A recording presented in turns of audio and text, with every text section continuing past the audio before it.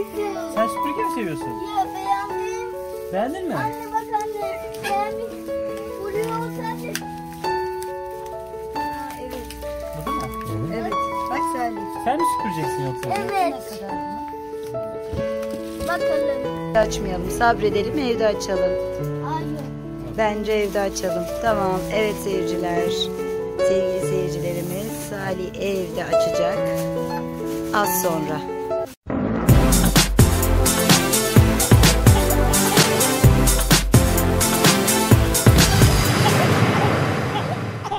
Merhaba arkadaşlar. Salih. Anne Camila. Açın. Okey, aç.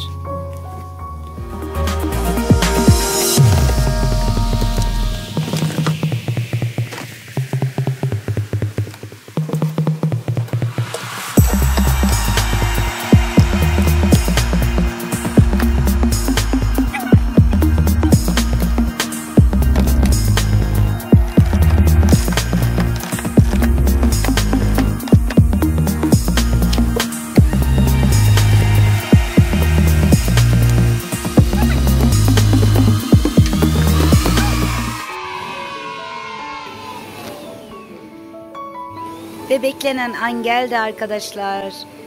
Salih bu arada Arnika Milas'ına kavuştu. Salih biraz şu köşeleri alalım. Evet.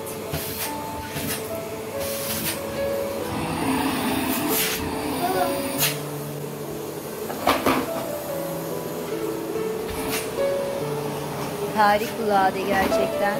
Müthiş. Süper.